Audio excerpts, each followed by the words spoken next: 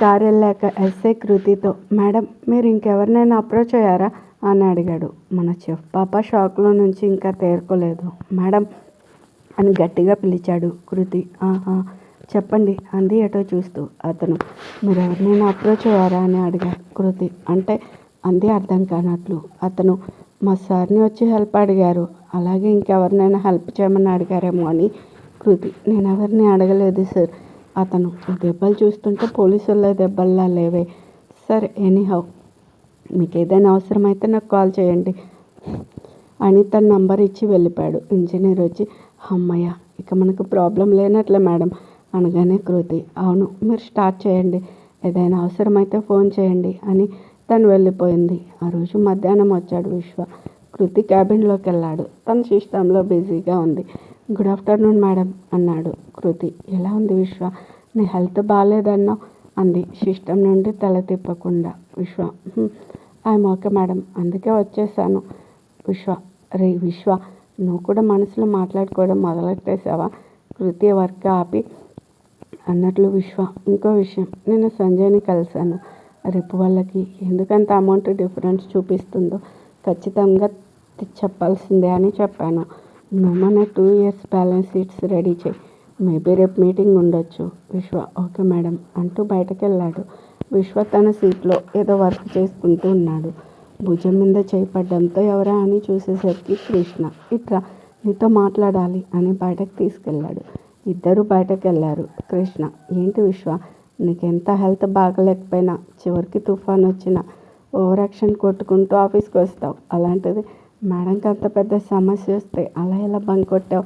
నాకేదో తేడా కొడుతుంది అని అడిగాడు. విశ్వ తేడా అంటే అని అడిగాడు కళ్ళెగరేస్తూ. కృష్ణ ఏదో చేసావు, అదేంటో చెప్పు అనగానే విశ్వ నేనేమీ చేయలేదు, చేసిందంతా రిషిక్. సరే కృష్ణ ఆయన విశ్వ లేకపోతే మేడంకి వాడు వేలు చూపిస్తూ వార్నింగ్ ఇస్తే ఊరుకుంటారా? అందుకే వాళ్ళ చేతే సారీ చెప్పించారు. నిజం కృష్ణ, రిషిక్ సార్ నిజంగా అద్భుతం. నేనైతే ఫుల్ పడిపోయా ఆయనకి. కృష్ణ ఏం జరిగిందో చెప్తే నేను పడతా అన్నాడు. విశ్వ ఇప్పుడు కాదు, మేడం పని చెప్పారు, ఈవినింగ్ మేడంని డ్రాప్ చేసిరా మా ఇంటికి అని చెప్పేసి వెళ్ళిపోయాడు.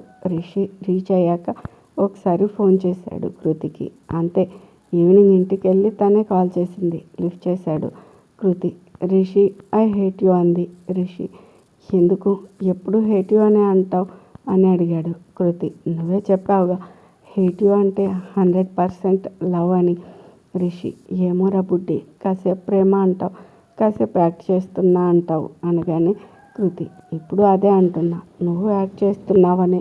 రిషి అంటే కృతి నిన్న వార్నింగ్ ఇచ్చిన వాళ్ళని కొట్టి ఏమీ తెలియనట్లు రాత్రి లేటుగా వచ్చి నేనేమి అన్నా కూడా పట్టించుకోకుండా మళ్ళీ మార్నింగ్ నన్ను దగ్గరికి తీసుకుని నాకు నీ గురించి తెలిసేలోపు నాకు దూరంగా వెళ్ళావు. ఆయన ఏమీ చెప్పావు, ఇదంతా ఏంటి యాక్షనే కదా అని ఏడ్చేసింది.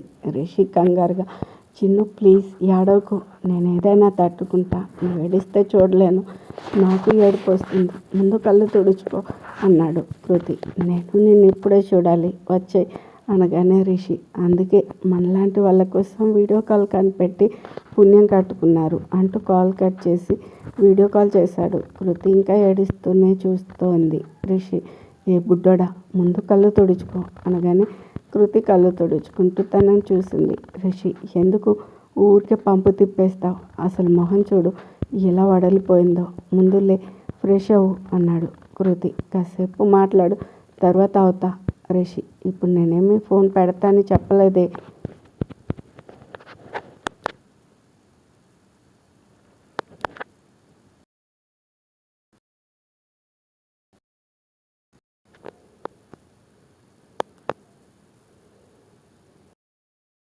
పెడుతుంటా లే ముందు అనగానే కృతికి తప్పదు అన్నట్లు లేచింది. Rishi good girl. Kriti night dress తీయగానే రిషి శారీ కట్టుకో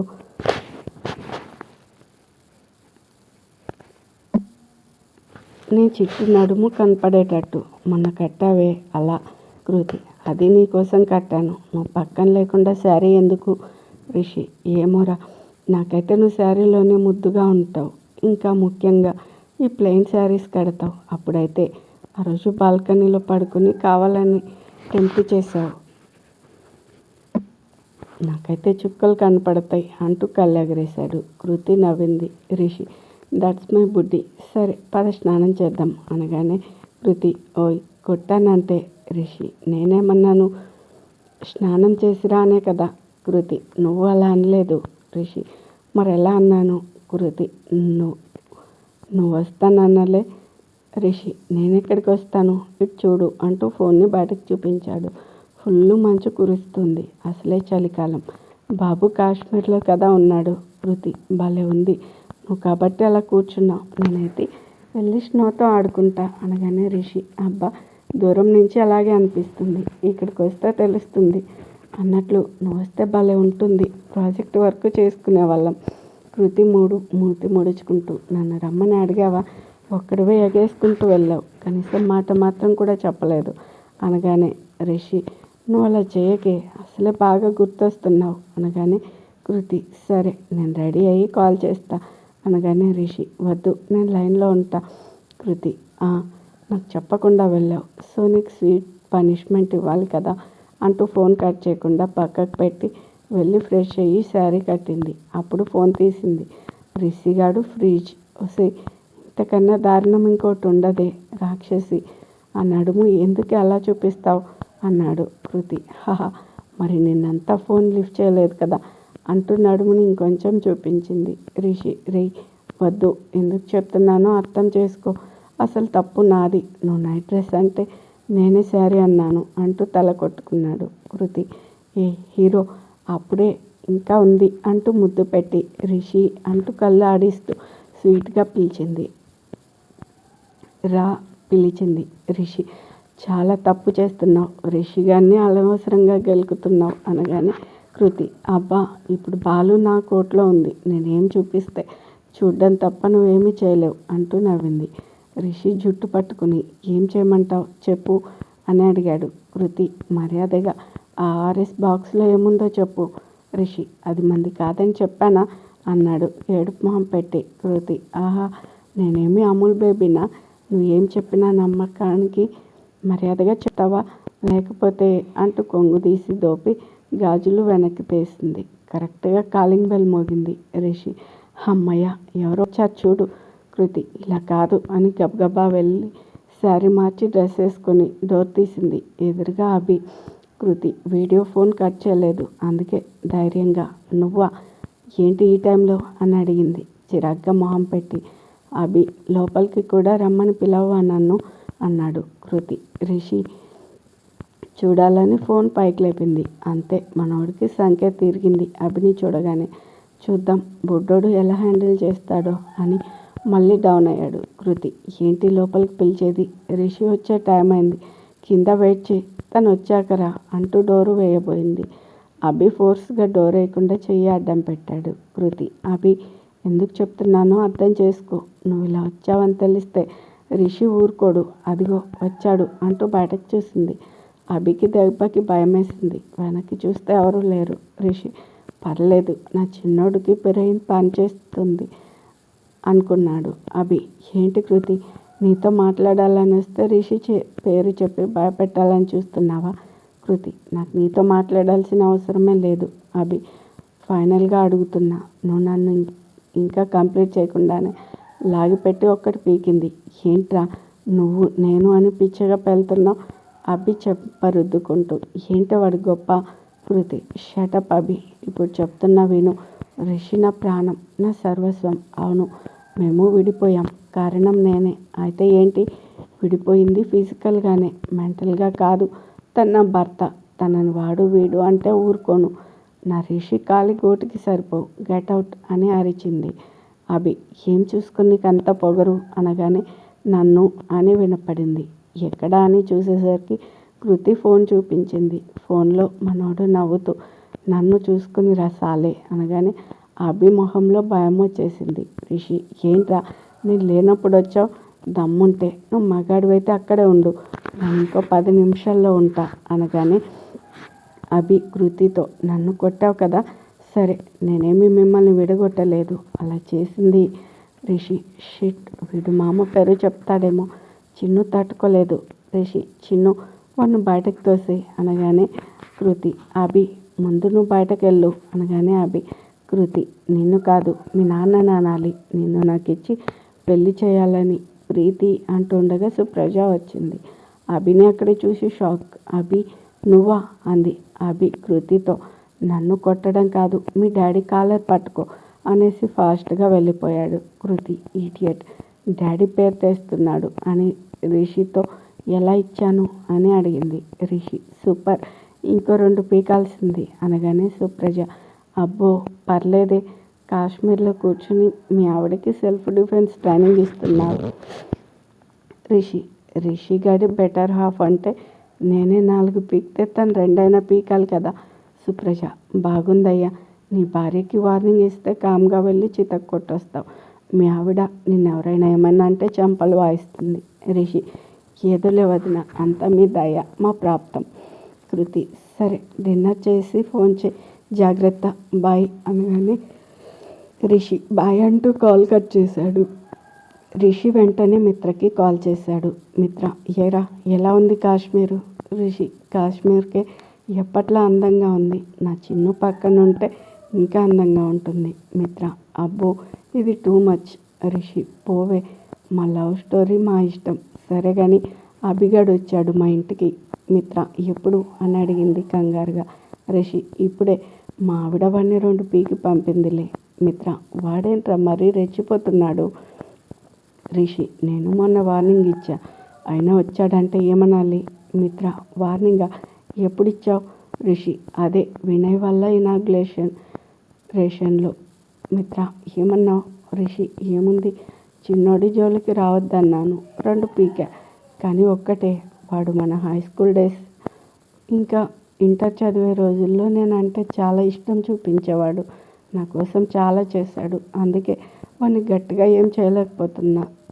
మిత్ర, వాడు మంచోడేరా, కానీ వాడు కృతి లైఫ్లో చిన్నప్పటి నుంచి ఉన్నాడు, మధ్యలో నువ్వు వచ్చావు, కృతికి నువ్వు ఫ్రెండ్ అయ్యావు, అదే వాడికి ఓకే, అంతటితో ఆగకుండా మీ ఇద్దరు లవర్స్ అయ్యారు, అదే వాడికి నచ్చలేదు. నువ్వు గమనించావో లేదో, ఏ రోజైతే వాడు మీ ఇద్దరిని పేపర్లో చూసాడు ఆ రోజు నుంచి నిన్ను దూరం పెట్టాడు.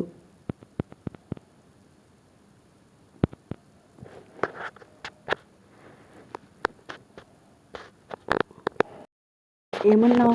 రిషి, ఏముంది, చిన్నోడి జోలికి రావద్దన్నాను, 2 పీకా, కానీ ఒక్కటే, వాడు మన హై స్కూల్ డేస్లో ఇంకా ఇంటర్ చదివే రోజుల్లో నేనంటే చాలా ఇష్టం చూపించేవాడు, నా కోసం చాలా చేశాడు, అందుకే వాడిని గట్టిగా ఏం చేయలేకపోతున్నాను. మిత్ర, వాడు మంచోడేరా, కానీ వాడు కృతి లైఫ్లో చిన్నప్పటి నుండి ఉన్నాడు, మధ్యలో నువ్వు వచ్చావు, కృతికి ఫ్రెండ్ అయ్యావు, అది వాడికి ఓకే, అంతటితో ఆగకుండా మీ ఇద్దరు లవర్స్ అయ్యారు, అదే వాడికి నచ్చలేదు. నువ్వు గమనించావో లేదో, ఏ రోజైతే మీ ఇద్దరిని పేపర్లో చూశాడో ఆ రోజు నుండి నిన్ను దూరం పెట్టాడు. రిషి, అవునే, చిన్నోడి సంగతి పక్కన పెడితే వాడు బేసికల్గా మంచోడే, అందుకే ఇంకా తిరుగుతున్నాడు, లేకపోతే వాడికి కాళ్ళు చేతులు ఎరగొట్టి మూలకు పడేసేవాడిని. మిత్ర, నేను అదే ఆలోచిస్తున్నా. రిషి, ఓ పంచే, నువ్వు వాడిని కలువు. మిత్ర, కలిసి రిషి ఇలా చెయ్యి అంటూ ఏదో చెప్పాడు. మిత్ర, వాడు వింటాడన్నావా? రిషి, విన్నాడా? సేఫ్గా ఫ్లైట్ ఎక్కిస్తా, వినకపోతే అంబులెన్స్ ఎక్కిస్తా. మిత్ర, ఊరుకోరా, పాపమాడు అసలే పక్క ప్రాణి, దానికి తోడు నువ్వంటే భయం కూడా వెదవకి. రిషి, ఏమో సీఏ పాప, అదంతా నీ చేతుల్లో ఉంది, ఆలస్యం చేయకుండా రేపెళ్ళి కలువు, బాయ్ అంటూ ఫోన్ పెట్టేశాడు. సుప్రజ కృతితో, ఏంటి సైట్ దగ్గర ఏదో ప్రాబ్లం వచ్చిందంట, రౌడీలు వచ్చి బెదిరించారని తెలిసింది, నాకెందుకు చెప్పలేదు అని అడిగింది. కృతి, అసలు ముందు నాకే షాక్ అక్క, నీకు గుర్తుందా, 2 years back same problem, same situation. Supraja, గుర్తుంది. కృతి, వాళ్ళు ఏకంగా యాక్సిడెంట్ చేసి మరీ బెదిరించాలని చూశారు, నాకప్పుడు ఇప్పుడు హెల్ప్ చేసింది. సుప్రజ, చేసింది కృతి, మా ఆయనేగా అంది సుప్రజ కళ్ళలోకి చూస్తూ. సుప్రజ, అయ్యుండొచ్చు. కృతి, అక్క డోంట్ యాక్ట్ స్మార్ట్, ఓకే, నీకు రిషి గురించి నాకన్నా ఎక్కువ తెలుసు, ఐ మీన్ ఈ 4 సంవత్సరాలలో, అవునా? సుప్రజ, హే అదేం లేదు అంటూ కూల్గా చెప్పింది కృతి. నేను నమ్మను. ఆ రోజు మన ఇంటికి వస్తున్న సంగతి నాకే తెలీదు. మరి నీకెలా తెలుసు? హారత్తో సహా రెడీ అయ్యావు. సుప్రజ కళ్ళెగరేసి అయిపోయా అనుకుంది కృతి.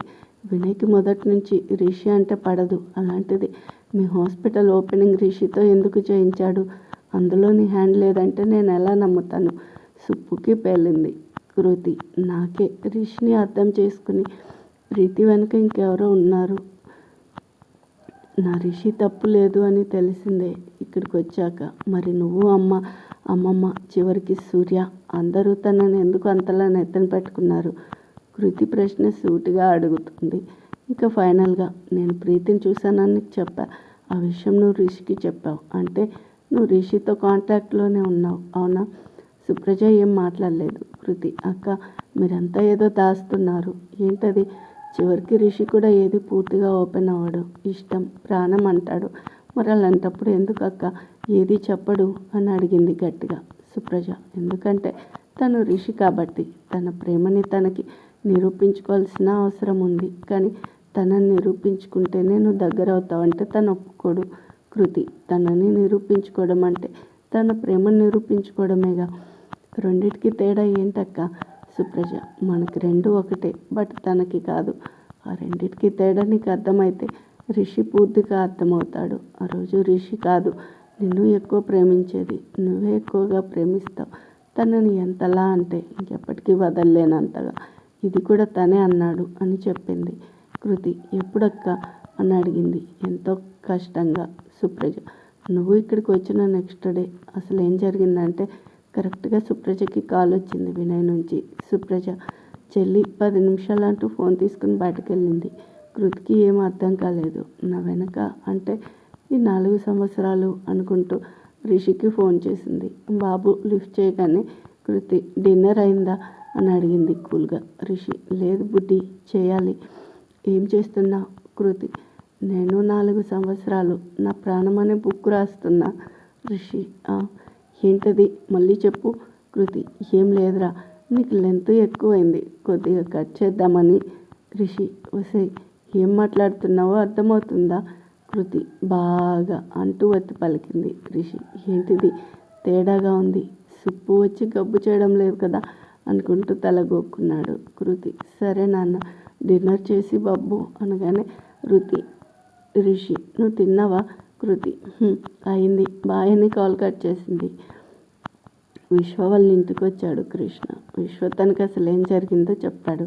ఆ రోజు కృతి హనీమూన్ నుంచి వచ్చిన తర్వాత రిషి కార్ రేస్ చేయడం కోసం వెళ్తూ ఇంజనీర్ ఫోన్ చేశాడని వెళ్తే అతను రౌడీలు వచ్చి బెదిరించాడని చెప్పాడు. ఆ రోజు సాయంత్రం విశ్వ మిత్రగాడికి కాల్ చేస్తాడు. మిత్ర హే విశ్వ ఏంటి సంగతి అని అడగగానే విశ్వ మేడం అది నాకు రిష్విక్ సార్ షూటింగ్ ఎక్కడ జరుగుతుందో అని ఆగాడు. మిత్ర అది మీ మేడంని అడిగినా చెప్తారు. నన్ను ఎందుకు అడుగుతున్నావు? విశ్వ అంటే మా రెస్టారెంట్ ఒకటి కన్స్ట్రక్షన్లో ఉంది కదా, దానికి మధ్య ఎవరో కావాలని ప్రాబ్లం క్రియేట్ చేస్తున్నారు. మా మేడంకి టెన్షన్ ఎక్కువైంది. అందుకే రిష్విక్ సార్తో మాట్లాడి. మిత్ర ఓకే సరే నాకు తెలీదు బట్ అడిగి నీకు లొకేషన్ షేర్ చేస్తాను కట్ చేసింది. ఒక 10 నిమిషాల తర్వాత విశ్వ సెల్కి మెసేజ్ వచ్చింది లొకేషన్. ఇంకా మన పిఏ బాబు బ్యాగ్ తీశాడు మన హీరో గారిని కలవడానికి. వెళ్తున్నాడన్న మాట కానీ రిషి అంటే పిఏ బాబుకి భయమే. ఫస్ట్లో తోశాడు రిషిని. మనోడు కింద పడ్డాడు. తర్వాత రిషి ఫుడ్లో ఏదో కలిపితే మన ఫుడ్ పాప బలి. రిషి నిజం చెప్పించాలని చూస్తే రిపోర్ట్ తారుమారు చేయించాడు సుప్రజ హెల్ప్తో. ఇదంతా తలుచుకుంటూ ఉంటే రిషి రియాక్షన్ ఏంటో అని ఇంకా భయం. కానీ సార్కి కృతి అంటే చాలా ఇష్టం కదా, అది తెలిసే ఏదైతే అది అయిందని వెళ్తున్నాడు. గంట పట్టింది. రిషి క్యారవాన్ కనపడింది. ఆ టైప్ వెళ్ళాడు. కొంచెం దూరంలో షూటింగ్ జరుగుతుంది. రిషి కనిపించాడు. అయితే ఈలోపు పక్కనే మన ఫుడ్ పాప కనపడింది. ముందు తన దగ్గరికి వెళ్ళాడు. అయితే మేఘ అటు తిరిగి ఎవరితోనో మాట్లాడుతుంది. విశ్వ వెళ్ళి మేఘమల గారు అని పిలిచాడు. మేఘ వెనక్కి తిరిగి అని విశ్వని చూసి నువ్వా ఏంటిక్కడ అంది సీరియస్గా. విశ్వ అది నేను రిష్విక్ సార్ని కలవాలి. మేఘ ఏం పని అని అడిగింది. విశ్వ సార్కే చెప్తా అన్నాడు. మేఘ అవునా, అయితే సార్నే కలువు, నా దగ్గరికి ఎందుకు వచ్చావు? విశ్వ కోపాన్ని కంట్రోల్ చేసుకుంటూ సరే అయితే అంటూ వెళ్ళి క్యారవాన్ దగ్గర వెయిట్ చేశాడు. కాసేపు తర్వాత రిషి రావడం చూసి తన దగ్గరికి వెళ్ళాడు. గుడ్ ఈవినింగ్ సార్ అన్నాడు రిషి ఫేస్ తుడుచుకుంటూ. హే విశ్వాసం, నువ్వేంటి ఇక్కడ అనగానే విశ్వ మీతో మాట్లాడదామని వచ్చా సార్. రిషి నాతోనా అని అడిగాడు ఆశ్చర్యంగా. విశ్వ అవును సార్, మేడం గురించి.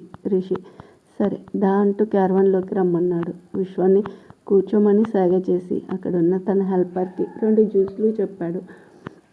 విశ్వ ఫ్రీగా కూర్చోలేదు. అది చూసి రిషి హే ఏమైనా ప్రాబ్లమా అని అడిగాడు. విశ్వ అది కొంచెం ప్యానిక్ అవుతున్నాను. రిషి నవ్వుతూ నువ్వేమైనా ఇంటర్వ్యూకి వచ్చావా ప్యానిక్ అవ్వడానికి? బీ ఫ్రీ, నేనేమి రాక్షసుని కాదు. విశ్వ సారీ సార్ అన్నాడు. రిషి ఎందుకు? విశ్వ ఫస్ట్లో మిమ్మల్ని ఇబ్బంది పెట్టినందుకు.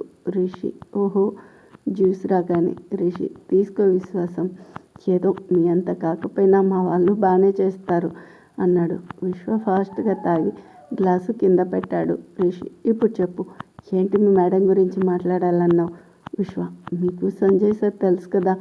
రిషి తెలుసు, తను కృతితో చెఫ్గా ట్రైనింగ్ చేశాడు. కేకే గ్రూప్స్ ఎండి అనగానే విశ్వ సార్, మేడం ఒక 4 నెలల కిందట సంజయ్ గారి దగ్గర ఒక సైట్ కొన్నారు. రిషి ఓహో నువ్వు నీ ఫ్లోలో చెప్పేసి అంతా అయ్యాక నా డౌట్స్ అడుగుతా.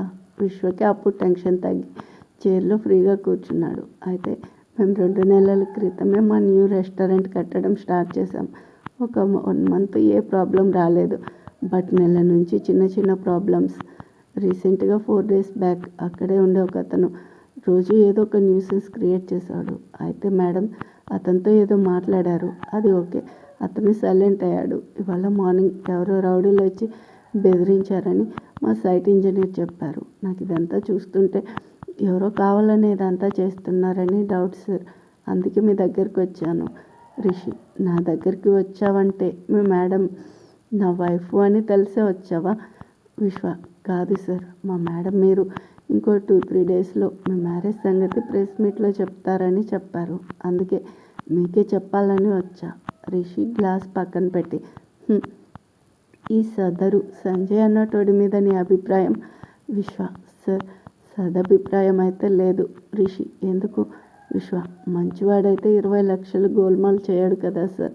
రిషి వాట్ 20 lakhs మీ మేడంకి తెలుసా అని అడిగాడు కంగారుగా. విశ్వ నాకు మొన్ననే క్లారిటీ వచ్చింది సార్,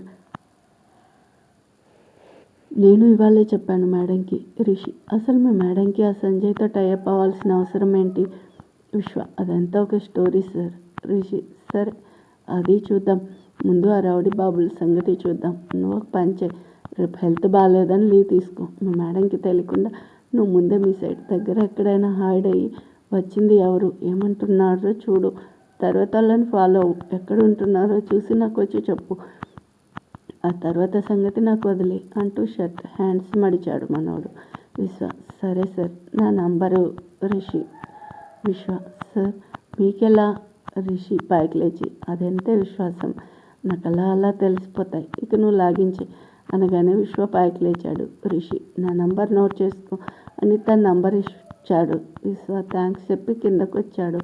మేఘమల అక్కడే ఉంది. విశ్వతో అయ్యిందా మా సార్తో మీ పని అని అడిగింది. విశ్వ ఆయన నీకే కాదు మాకు కూడా బాసే, చూస్తూ ఉండు నీ జాబు పీకించి మా మేడంకి మా బాస్కి జాయింట్ పిఏ అవ్వకపోతే నా పేరు విశ్వజిత్ కాదు అంటూ బైక్ ఫాస్ట్గా పోనిచ్చాడు. ఫుడ్డీ పాప అంటూ నోరు తెరిచింది.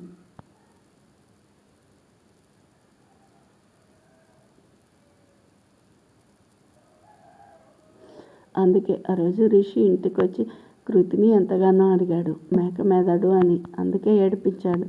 నెక్స్ట్ డే ఏదైనా సమస్య అని అడిగి మళ్ళీ అని అడుగుతా అనుకుంటున్నావా అస్సలా అని టీచ్ చేశాడు. అనుకున్నట్లుగా విశ్వ ముందే వెళ్ళి అక్కడ దాక్కున్నాడు. ఆ సదరు గౌరన్న అనే రౌడీ బాబు రావడం, మన చెఫ్ పాపకి వేలు చూపించి బెదిరించడం చూసి వాళ్ళని ఫాలో అయ్యాడు. ఎక్కడుంటారో చూసి రిషికి కాల్ చేసి చెప్పాడు. రిషి విశ్వసి అక్కడే ఉండమని అరగంటలో వచ్చాడు. కాకపోతే మనోడి టైం ఏంటో కానీ ఫోన్లో ఏదో ప్రాబ్లం వచ్చి సిమ్ పనిచేయలేదు. కరెక్ట్గా అదే టైంకి చెఫ్ పాప ఫోన్ చేయడం జరిగింది. రిషి కారులో వచ్చి విశ్వ ముందు ఆగాడు. కిందకి దిగాడు. ఫేస్కి మాస్క్ పెట్టాడు. విశ్వ కొంచెం దూరంలో ఉన్న బిల్డింగ్ చూపించి, అదే సార్, అక్కడే ఉన్నారు అందరూ అనగానే, రిషి, చూడు పిఏ బాబు, నా ఫైట్స్ చూడాలని ఇంట్రెస్ట్ ఉంటే నువ్వురా. విశ్వ, వస్తా సార్ అని తెగ సంబరపడ్డాడు. రిషి, ఏంటి ఇలాగే వస్తావా? కొంపదీసి నీకు ఫైట్స్ గట్రా వచ్చా అని అడిగాడు. విశ్వ, రావు సార్ అనగానే రిషి, అయితే ముందు కర్చీఫ్ కట్టు, ఆ తర్వాత వాళ్ళు నిన్ను గుర్తు పెట్టుకుంటే నీ బొక్కలు ఎరగదీస్తారు అన్నాడు. విశ్వ కర్చీఫ్ కట్టాడు. రిషి కార్ డిక్కీలోంచి మంచి దుడ్డు కంద తీశాడు. ఇద్దరు సైలెంట్గా పైకెళ్ళారు. డోర్ వేసింది. రిషి కర్ర రెడీగా పెట్టుకొని డోర్ కొట్టాడు. ఒకడొచ్చి తలుపు తీసి రిషిని ఎగదిగా చూసి, ఎవర్రా నువ్వు, మొహానికి మాస్క్ వేసుకుని మరీ వచ్చావు అని అడిగాడు కోపంగా. అంతే, రిషి వాడి డొక్కలో లాగిపెట్టి ఒక్క పంచి ఇచ్చాడు. వాడు కింద పడ్డాడు. విశ్వ అంతే రిషికి ఫిదా అయ్యాడు. రిషి సైలెంట్గా లోపలికి వెళ్ళాడు. లోపల ఇంకో రూమ్లో ఒక 6 కూర్చొని కార్స్ ఆడుకుంటూ ఉన్నారు. రిషి వెళ్ళి గట్టిగా విజిలేశాడు. అంతే, అందరూ ఆడడం ఆపి చూసేసరికి 6 పాయింట్ కట్అవుట్. వాళ్ళలో ఒకడు, ఎవడు బే అంటూ ఉండగానే మనోడు ఒక్కొక్కరిని ఉతికి ఆరేశాడు. వాళ్ళు అరుస్తూ ఉంటే ఆ కేకలకి ఇంకో 10 మంది వచ్చారు. రిషి, అరే ఒక్క నిమిషం రా, మీలా గౌరన్న ఎవడో చెప్తే చాలు అనగానే వాళ్ళంతా నవ్వారు. మనోడికి సంఖ్య తిరిగింది. అంతే, మళ్ళీ బ్యాటింగ్. ఏయ్రా, చూస్తావే. ఒకడికి చేతి మీద, ఇంకొకడికి కాళ్ళ మీద, మరొకడికి నడుము మీద వీరబాదుడు బాధేసరికి సదరు గౌరన్న బాబు ఎంట్రీ ఇచ్చాడు. విశ్వ, సార్ వీడే మేడంకి వేలు చూపించి బెదిరించాడు. అంతే, ఆ గౌరన్నకి అర్థమైంది. వాడు, రే, ఆ ఇంగ్లీష్ మేడం పంపితే వచ్చావా, సాలే అయిపోయావురా అంటూ రిషి మొహం మీద ఒక్కటిచ్చాడు. రిషికి ముక్కు కమిలింది. రిషి, ఇదిగో విశ్వాసం, ఈ కర్ర పట్టుకో అని విసిరేశాడు. పియ్యే బాబుకి ఫైట్ కొత్తేమో, మిస్ చేశాడు. కాలు మీద పడింది. రిషి, అయ్యో అంతేలే, మీ ప్రొఫెషన్ గరిటెలు గిన్నెలు, మాదంటే ఫైట్స్ అనుకో అంటూ ముక్కుని రుద్దుకొని ఎగిరి 2 కాళ్ళతో గట్టిగా తన్నాడు. సదరు గౌరన్న కింద పడ్డాడు. అది చూసి మిగిలిన వాళ్ళంతా రిషి మీదకు వస్తుంటే ఒక్కొక్కరిని చేతులు విరుస్తూ ఫట్టుమని వీపు మీద దరువులు వేశాడు. అందరూ అయిపోయారనగా ఒకడొచ్చాడు. రిషి మాస్క్ లాగబోయాడు. అంతే, బాబు ఈగో హర్ట్ అయింది. ఏంట్రా నీకు నన్ను తన్నడం ముఖ్యం కానీ నా ఫేస్తో నీకేంట్రా సంబంధం అంటూ వాడు 2 చేతులను వెనక్కి గట్టిగా లాగాడు. గౌరన్న బాబు దగ్గరికి వెళ్ళి చెయ్యిచ్చి లేపాడు. వాడు లేచి ఆయాసపడుతుంటే రిషి అక్కడున్న వాటర్ బాటిల్ ఇచ్చాడు. అంతే, సదరి రౌడీ బాబు గటగట తాగాడు. రిషి వెంటనే వాడి కడుపులో ఎడపెడ వాయించి వాడు వేలిచ్చి పట్టుకుని, ఎరా ఈ వేలుతోనే బెదిరించావు నా బుడ్డోడిని అంటూ వేలును నలిపాడు. వాడు అబ్బా అంటూ అరిచాడు. రిషి, అబ్బా నేను అలసిపోయా కానీ అక్కడున్న టేబుల్ ఎక్కి సెటిల్ అయ్యాడు. రే ఇట్రా అని పిలిచాడు. వాడు భయపడుతూ వచ్చాడు. రిషి, ఎవరు పంపారు నిన్ను, అసలేంటి నీ కథ అని అడిగాడు. వాడు, ఎవరు పంపలేదు సార్. రిషి, అంటే నువ్వు చెప్తే నేను నమ్మాలా, నిజం చెప్పు అంటూ లాగి చెంప మీద పీకాడు. వాడి గూబ గుయ్యమంది. వాడు, నిజం సారు, మేమేదో గొడవ చేస్తే భయపడి ఎంత కొంత ఇస్తారని. అంతే, రిషి టేబుల్ దిగి బెల్ట్ తీసి వాయించాడు. ఆ దెబ్బలకి వాడు, సార్ వాళ్ళెవరో తెలియదు సార్, ఒక అతను వచ్చాడు, ఆ మేడంని భయపెట్టమన్నాడు, కొంత డబ్బు ఇచ్చాడు. రిషి, వాడు ఎలా ఉన్నాడు? వాడు, పర్లేదు సార్, మీ అంత కాదు కానీ ఓ మాదిరిగా ఉన్నాడు. రిషి ఇంకోటి పీకి, పులిహోర కలుపుతావేంట్రా, నువ్వు రేపు వెళ్ళి నేను వార్నింగ్ ఇచ్చిన మేడంకి సారీ చెప్పి వచ్చాయి, నేను మళ్ళీ కలుస్తా అంటూ వెళ్ళబోతూ అన్నట్లు హాస్పిటల్కి వెళ్ళి కట్లు కట్టించుకొని రెడీగా ఉండు, మళ్ళీ కలుద్దాం అంటూ ఫాస్ట్గా వెళ్ళిపోయాడు. కారు ఎక్కగానే విశ్వ వచ్చి, సార్ మీరేమనుకోనంటే ఓ మాట. రిషి, ఈ పొగడ్తలు కాకుండా ఇంకేమైనా అడుగు దా ఎక్కువ అనగానే విశ్వ కారు ఎక్కాడు. విశ్వ, సార్ మీరేంటో చూశాక నాకు భలే నచ్చేశారు. ఎందుకు సార్ మా మేడంని 4 సంవత్సరాలు వదిలేశారు అని అడిగారు భయపడుతూ.